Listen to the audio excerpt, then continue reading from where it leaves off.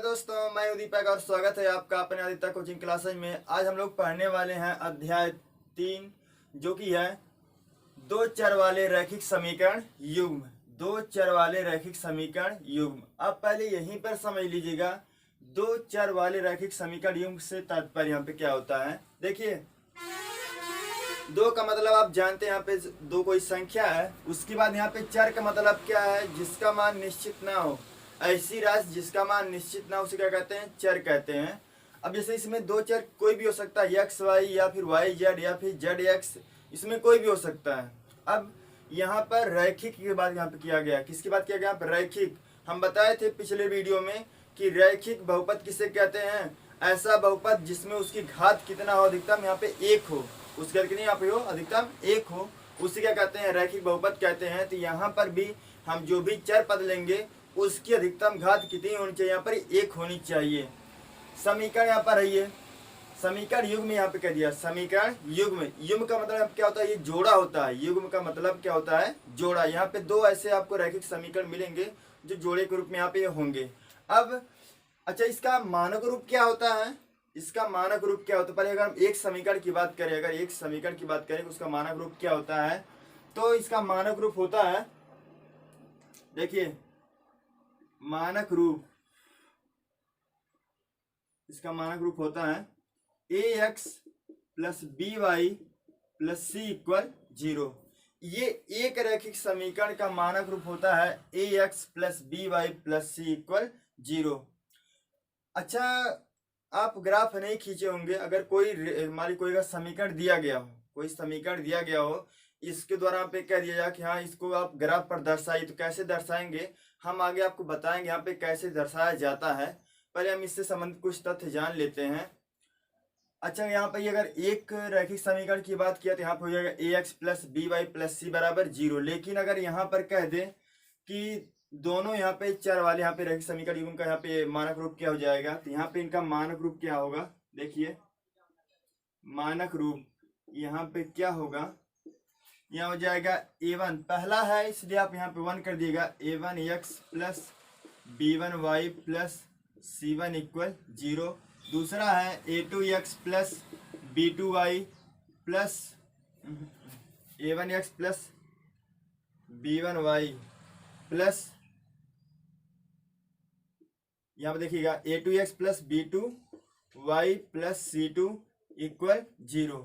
यहाँ पर जो a1 b1 और c1 है ये वास्तविक संख्या है।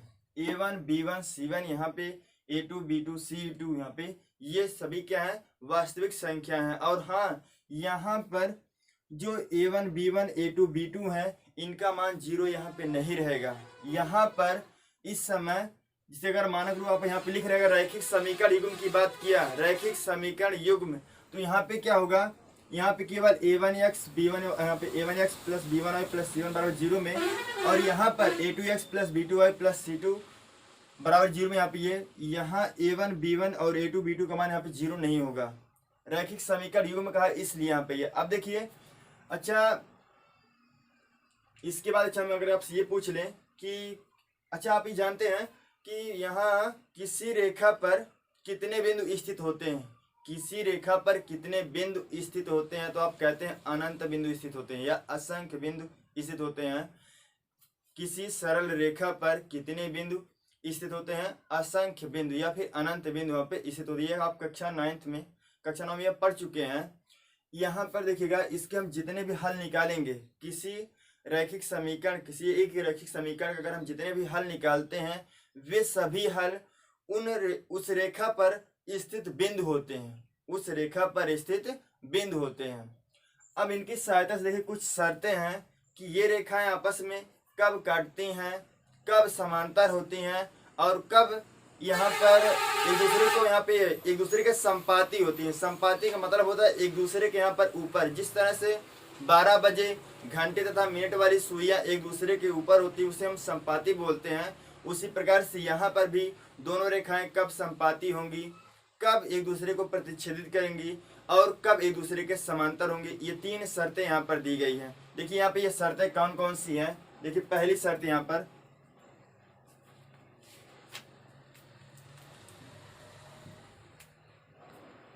पहली शर्त देख लीजिएगा,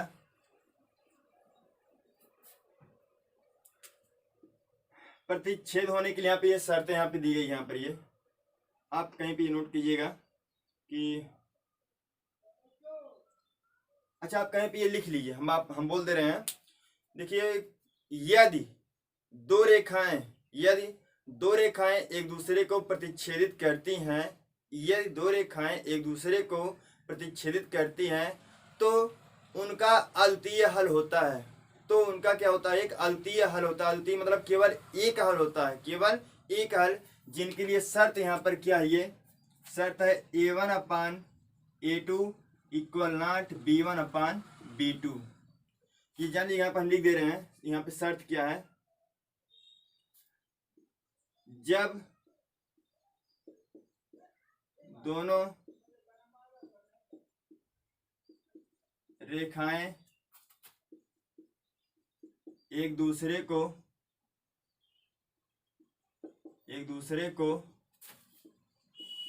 प्रतिच्छेदित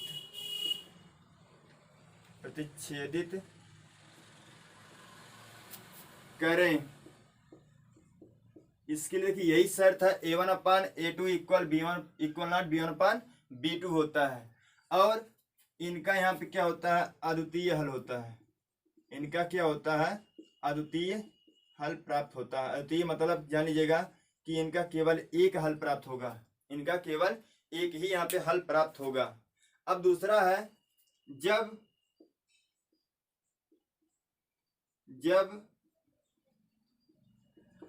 दोनों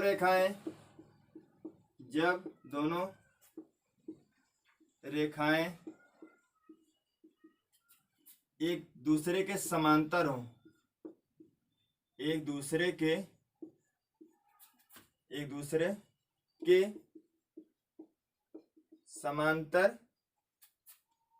समांतर हों, जब दोनों रेखाएं एक दूसरे के समांतर हों तब के लिए यहाँ पे ये शर्त क्या होती है, जान लीजिएगा, A1/A2 equal B1/B2 equal not C1/C2। ये शर्त है। यहाँ पर जान लीजिएगा इसका कोई हल नहीं होता है, यहाँ पर इसका कोई हल नहीं होता है, ध्यान दीजिएगा, इसका कोई हल नहीं होता है। अब तीसरा यहाँ पे दिया गया है कि जब दोनों रेखाएं एक दूसरे के संपाती हो जाएं, जब दोनों रेखाएं एक दूसरे के क्या हो जाए, संपाती हो जाएं, यहाँ पे लिखेंगे, जब दोनों रेखाएं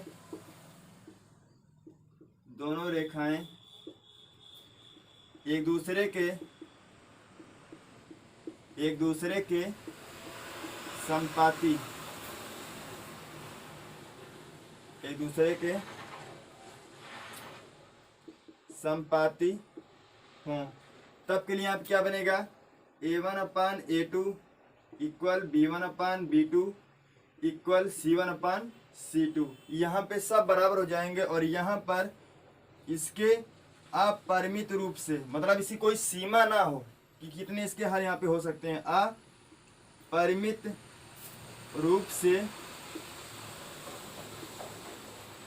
रूप से अनेक हल होंगे। ध्यान दीजिएगा, अगर दोनों रेखाएं एक दूसरे के संपाती होती हैं तो अपरिमित रूप से इनके अनेक हल होते हैं। और यहाँ पे शर्त क्या होती है, A1/A2 equal B1/B2 equal C1/C2 होता है। अगर प्रतिच्छेदित करती हैं तो A1/A2 इक्वल नॉट B1/B2 होता है। अगर समांतर है तो A1/A2 equal B1/B2 equal not C1/C2 होता है। अच्छा देखिए, प्रतिच्छेदित का मतलब क्या होता है, देखिए यहाँ पे हम इसको नोट कर लिए है ना, नोट कर लीजिए इसको।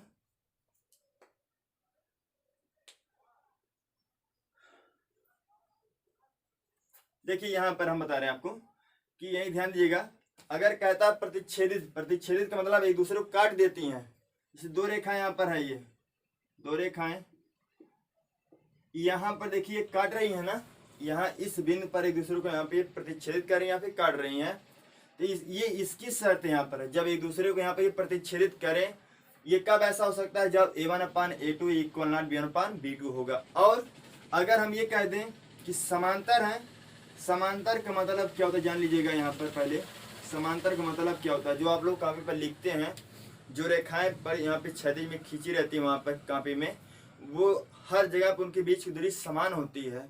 वही समान क्या होती है वहाँ पर जो दूरी होती है, इसीलिए हम क्या कहते हैं वो दोनों रेखाएं या फिर वहाँ पर जितनी भी रेखाएं होती हैं एक दूसरे की क्या होती है, वो समांतर होती है। तो यहाँ पर देखिएगा, अगर यहाँ पे दूरी नापी जाए और यहाँ पे दूरी नापी जाए, अगर ये समान होगी तो कह देंगे ये दोनों रेखाएं एक दूसरे की क्या होंगी, समांतर होंगी। इतना है समझ में। आप दूरी नाप करके भी जान सकते हैं ये समांतर कब होगी, ये शर्त जान लीजिएगा। A1/A2 equal B1/B2 equal not C1/C2 होगा, तभी ऐसा केवल ही हो सकता है बस। और इसके बाद अच्छा इसके यहाँ पे कोई हल होगा, ध्यान दीजिएगा। किसी भी समीकरण के हल कब हो सकते हैं, जब उसके द्वारा हम जब रेखा खींचें और वो दोनों रेखाएं एक दूसरे को प्रतिच्छेदित कर दे, काट दे, तभी आप ये कह सकते हैं कि उनका कोई हल होगा। अगर उनका यहाँ पे एक हल यहाँ पे होगा ये। लेकिन अगर ये समांतर जाति, जानते हैं आप, समांतर रेखाएं एक दूसरे को प्रतिच्छेदित नहीं करती हैं। समांतर रेखाएं एक दूसरे को जब प्रतिच्छेदित नहीं करेंगी तब उसका कोई भी हल नहीं होगा। ध्यान दीजिएगा, जब दो रेखाएं एक दूसरे के समांतर होती हैं तब वो प्रतिच्छेदित नहीं करती हैं, और जब नहीं करेंगी प्रतिच्छेदित तो उसका कोई भी हल नहीं होगा। जब प्रतिच्छेदित करेंगी तभी हल हो सकता है। अब तीसरा देखिए यहाँ पे था कि जब दोनों रेखाएं एक दूसरे के संपाती हो। संपाती होने का मतलब देखिए, ये एक रेखा है ना, इसी के ऊपर हम एक रेखा और खींच दिए। अब बताइए यहाँ पर इसी के ऊपर यहाँ पे एक रेखा और यहाँ पे आ गई। हमने कहा जैसे 12 बजे जो दोनों सुइयां होती है घंटा और मिनट की, यहाँ पे दोनों संपाती होती हैं। तो इसके लिए शर्त क्या हो जाएगा यहाँ पर, ये इसके लिए यहाँ पे शर्त देखिए, यहाँ पे ये A1/A2 equal B1/B2 equal C1/C2 होता है। इसके अपरिमित रूप से क्या होते हैं, अनेक हल होते हैं। इसके अपरिमित रूप से अनेक हल होते हैं। इसे कोई सीमा नहीं है कि कितने हल यहाँ पे हो जाएंगे। जितना मान अपने मन से आप रखेंगे सभी मान प्राप्त होते चले जाएंगे, हम सभी के लिए संतुष्ट करेगा। ये तो हो गई शर्तें यहाँ पर। अब हम जिसे कोई एग्जाम्पल लेते हैं जिनके जरिए हम पता करेंगे कि क्या ये संपाती है, समांतर है, या फिर ये प्रतिच्छेदित करेंगे। यहाँ पर इनके बारे में जानेंगे। थोड़ा सा एक एग्जाम्पल लेते हैं, देखिए।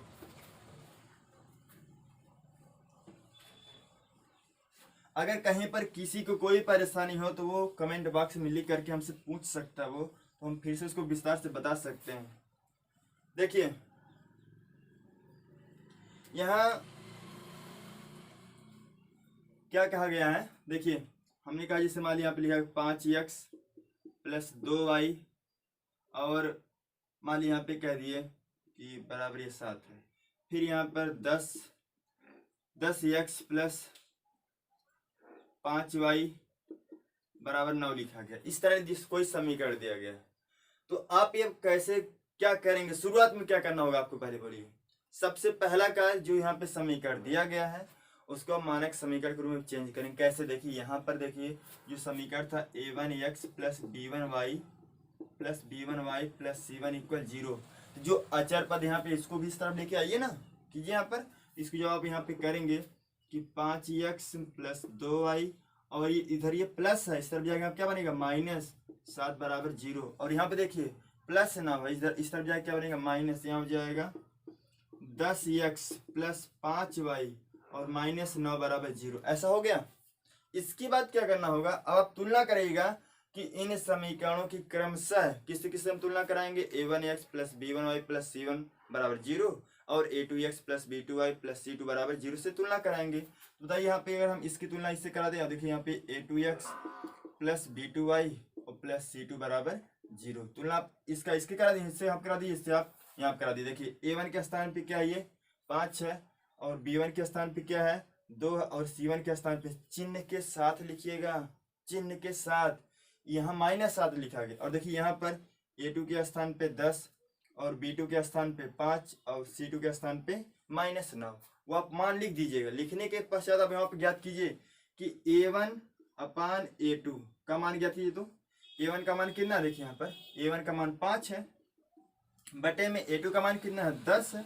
इसको थोड़ा हल कर दीजिए, इसका मान कितना आएगा 1/2, कितना हो गया। अब फिर इसके बाद B1/B2 का मान देखिए, B1 का मान कितना बोलिए, B1 का मान 2, B2 का मान कितना देखिए यहाँ पर ये 5 है।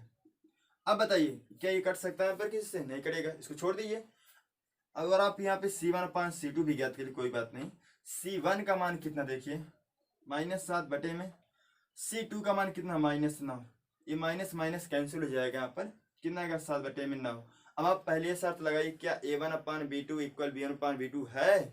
अगर ये होगा तब तीसरे के पास पहुंचिएगा, अगर यहीं पर बराबर नहीं हुआ तो हम तीसरे तक नहीं जाएंगे। देखिए यहाँ पर क्या A1/A2 का मान और B1/B2 का मान क्या बराबर आपस में है? नहीं है ना। देखिए यहाँ पे लिखेंगे क्या, तब आप यहाँ पे A1/A2 इक्वल, यहाँ पे इक्वल नॉट रहेगा, यहाँ पे B1/B2। अब आप बताइए ये किस शर्त के लिए था? ये शर्त कब लगाई जाती थी? जब दो रेखाएं एक दूसरे को प्रतिच्छेदित करती हैं। जब दोनों रेखाएं एक दूसरे को प्रतिच्छेदित करती हैं तब ऐसी शर्त थी, या उनका अद्वितीय हल हो, मतलब केवल एक हल हो, उसके लिए शर्त थी। तो इसका मतलब ये पहली जो शर्त थी उसके लिए पूर्ण हो गई कि दोनों रेखाएं प्रतिच्छेदित करेंगी। तो आप यहाँ पे देख के बता सकते हैं यहाँ पर कि ये जो रैखिक समीकरण युग्म दिए गए हैं, ये दोनों रैखिक समीकरण युग्म के अद्वितीय हल होंगे। क्या होंगे? अद्वितीय हल होंगे, और ये दोनों रेखाएं एक दूसरे को प्रतिच्छेदित करेंगी। इतना हो गया। अब कोई अन्य एग्जाम्पल लेते हैं, जैसे देखिए कोई अन्य एग्जाम्पल समझ में आ रहा है ना? अरे बोला करिए जी, आप लोग शांति से बैठे रहते हैं। लॉकडाउन में मजा आ रहा होगा? हाँ, लॉकडाउन में मजा आ रहा है? क्या किया जाए भाई, लॉकडाउन में तो उस तरह कोचिंग चल नहीं सकती अब कि आमने सामने तुम बैठ के पढ़ाया जाए, समस्या है। देखिए कब तक लॉकडाउन हटता है। चलिए कोई बात नहीं, हम लोग किस तरह से पढ़ रहे हैं। देखिए इधर दूसरा एग्जाम्पल, 2x + 3y। अच्छा हम इसको इधर ही कर देते हैं, यहाँ पे +7 = 0। फिर यहाँ पे 4x + 6y - 9 = 0। इस तरह कर दिए। तो आप तुलना करा लेंगे ना, इस समीकरण तुलना किससे कराएंगे आप? A1x + B1y + C1 = 0, और दूसरे वाले के यहाँ पे ये A2x + B2y + C2 = 0 से करेंगे। इतना करेंगे आप। फिर इसके बाद देखिए जब तुलना कराएंगे, बताइए A1 का मान कितना आएगा? 2 आएगा। B1 का मान कितना आएगा? यहाँ पर 3 आएगा। और C1 का मान कितना पे आएगा? 7 आएगा, चिन्ह के साथ लिखिएगा। फिर A2 का मान कितना आएगा? यहाँ पर ये 4 आएगा। और B2 का मान कितना पे आएगा? 6 आएगा। और C2 का मान कितना पे आएगा? -9 आएगा। इतना हो गया। अब आप यहाँ पे लिखिए ना इस तरह, A1/A2 तुलना कराइए। A1 का मान कितना है? 2 है। और A2 का मान कितना है? 4 है। इसे आप हल करेंगे, A/2 आ जाएगा। इतना हुआ। फिर B1 का मान कितना है? B1 का मान कितना पर है? ये B1 का मान 3 है। B2 का मान कितना है? 6 है। अब भाग यहाँ पे कट जाएगा, ये A/2 आ जाएगा। अब आप यहाँ पे C1/C2 का मान ज्ञात कर लिए। C1 का मान कितना? 7 है बटे में C2 का मान -9 है। अब बताइए यहाँ पे इन दोनों का अनुपात, इन दोनों का मान तो बराबर है। देखिए इन दोनों का मान यहाँ पे क्या है? बराबर है। तो इसका मतलब ये दोनों अपन बराबर है। ये यहाँ पे आप लिखेंगे कि चूंकि A1/A2 इक्वल B1/B2, ये दोनों बराबर है कि नहीं बराबर? पहले बोलिए यहाँ पे A/2 A/2, ये दोनों आपस में क्या है? बराबर है। फिर क्या तीसरा मान भी इसके बराबर है? तीसरा मान भी क्या इनके बराबर यहाँ पे ये है? नहीं है। इसका मतलब यहाँ पे इक्वल नॉट, बराबर नहीं। यहाँ पे कितना? C1/C2 के। अब बताइए शर्त कब लगती है? बोलिए ये शर्त कब लगती है? जब दोनों रेखाएं एक दूसरे के समांतर होती हैं, या फिर जब उनका कोई हल ना हो। इससे आप तुरंत जान गए कि इस समीकरण का कोई हल नहीं होगा। इस समीकरण जो भी आप समीकरण दिए इनका कोई हल यहाँ पे नहीं होगा। और ये दोनों, अगर हम इनका ग्राफ अगर खींचे तो ये दोनों रेखाएं जो बनेंगी, यहाँ पर इनकी जो रेखाएं बनेंगी, ये आपस में क्या होंगी? समांतर होंगी। क्या होंगी? समांतर। अब तीसरा का यहाँ पे उदाहरण देख लीजिएगा। तीसरे का उदाहरण यहाँ पे क्या होगा? तीसरे का उदाहरण इसे थोड़ा सा यहीं पे हम चेंजिंग कर दें। देखिए 5x + 2y + 2 = 0, 10x + 4y + 4 = 0। इस तरह कर दिया गया। तो बोलिए A1 का मान कितना है? 5। B1 का मान कितना है? 2। C1 का मान कितना है? 2। और A2 का मान कितना है? 10। B2 का मान कितना है? 4। C2 का मान कितना है? 4। हो गया। अब यहाँ पे तुलना कराइए। A1/A2 का मान कितना होगा? यहाँ पे 5 बटे में 10 = 1/2। B1/B2 b1/b2। b1 का मान कितना 2/4, b2 का मान है ये। इसे आप हल करेंगे a/2 हो जाएगा। फिर इसके बाद क्या करेंगे c1/c2। c1 का मान कितना है 2/c2 का मान कितना है 4। इसको हल करेंगे कितना पे आएगा a/2। अरे यहाँ तो सब बराबर हो गया। देखिए a1/a2 का भी मान a/2, इसका भी मान a/2, इसका भी मान a/2, तीनों बराबर हो गए। वहां पे आप लिखेंगे कि a1/a2 इक्वल b1/b2, क्योंकि a1/a2 equal b1/b2 equal c1/c2, तीनों बराबर हो गए। और ऐसा कब होता है जब दोनों रेखाएं एक दूसरे के संपाती होती हैं। जब दोनों रेखाएं एक दूसरे के संपाती होती हैं, या कह सकते हैं जब इन समीकरणों के अपरिमित रूप से अनेक हल होते हैं। तो आप यहाँ पे नीचे क्या लिख देंगे, अतः इन समीकरणों के अपरिमित रूप से अनेक हल होंगे। बस इतना। वहां पूछेगा कि समीकरण आप यहाँ पे जांच कीजिएगा कि किसके किसके कौन कौन से यहाँ पे रेखाएं प्रतिच्छेदित करेंगी, या समांतर होंगी, या फिर संपाती होंगी। तो उसके लिए आप ये शर्त लगा सकते हैं। आप समझ गए। एक बार फिर से आप वीडियो को रिवाइज करके देख लीजिएगा, जिससे वहाँ पे कौन कौन सी शर्तें वहाँ पर हैं, आप वहाँ पे याद कर सकते हैं आसानी से। आया होगा आपको समझ में? बोलिए, बोलबे नहीं करते हैं। अब क्या करें, इतनी दूर कहाँ सुनाई देगा। हाँ बोल रहे नहीं बोल रहे हैं। अच्छा ठीक है, उदाहरण आपको समझ में आया होगा। अब इसके बाद हम लोग चलेंगे, हम लोग समीकरण बनाएंगे।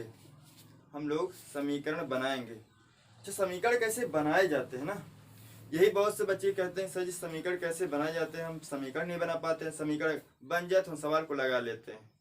समीकरण बनाना कोई कठिन बात नहीं है। यहाँ पे मुख्य जानिएगा, जब आपसे कहेंगे कि कोई व्यक्ति किसी दूसरे व्यक्ति का 5 गुना है, 5 गुना का मतलब क्या हो गया, गुणा होता है। गुना का मतलब क्या होता है, गुणा। अगर हम आपसे 5 वर्ष अधिक हैं, अधिक में अगर होगा तो वहाँ पर अगर कोई व्यक्ति हमारे कम वर्ष का होगा, हम अगर उससे 5 वर्ष अधिक होंगे, अगर हम अपना ज्ञात करना चाहेंगे तो उसकी आयु में 5 वर्ष जोड़ेंगे ना, तभी तो हमारी ज्ञात हो जाएगी। अगर अपना मानेंगे उसका ज्ञात करना होगा तो अपने में से 5 कम कर देंगे, उसका निकल जाएगा। जैसे हम कह दें कि मान लीजिए हम किसी व्यक्ति की आयु से 5 वर्ष बड़े हैं और उस व्यक्ति की आयु 10 वर्ष है, तो हमारी कितनी हो जाएगी, बोलिए हमारी कितनी होगी, 15 होगी भाई। उसकी 10, हमारी कितनी हो जाएगी, 15 हो जाएगी। और लेकिन इस समय 15 वर्ष के नहीं है, ध्यान दीजिएगा।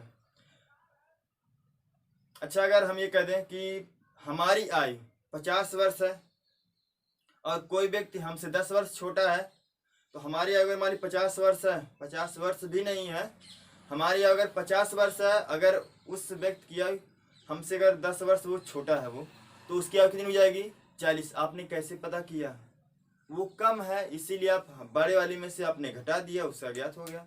कितना कम था वही तो आपने घटाया, कितना कम था 10 आपने घटा दिया।